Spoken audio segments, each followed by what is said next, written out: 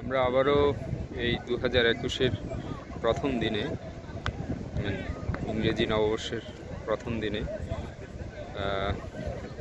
জগৎখ্যাত, পৃথিবী বিখ্যাত এই প্রবাল দ্বীপ সেন্ট মার্টিন বাংলাদেশের কক্সবাজারে অবস্থিত।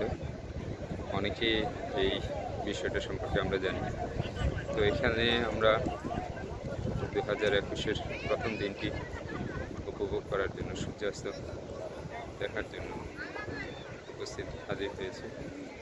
তো এই আনন্দখানি আমরা সবার মধ্যে ভাগাভাগি করতে চাই। এখানে অনেক সারা দেশ থেকে অনেক দর্শনার্থীরা এসে ভিড় করেছে।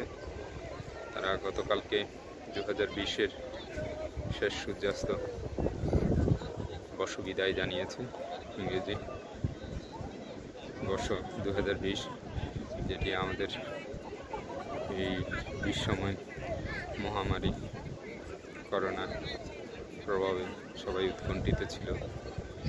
কিন্তু 2021 সালে এসে সবাই নূতন স্বপ্ন দেখছে, স্বপ্ন বুনছে। এই ক্ষণটি ধারণ করার জন্য আমরা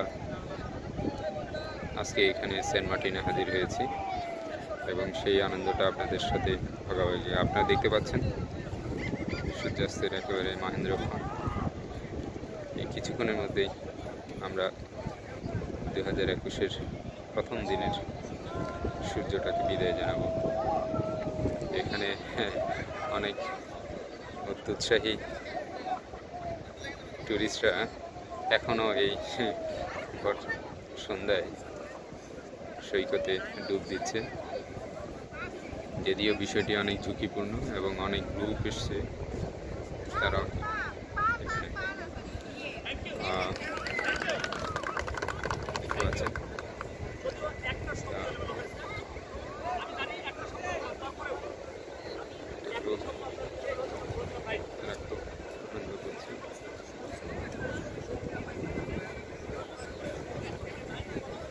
আমরা যখন এই সেন্ট মার্টিনে আসি সবাই জানি এখানে হুমায়ুন আহমেদের একটি বাড়ি আছে।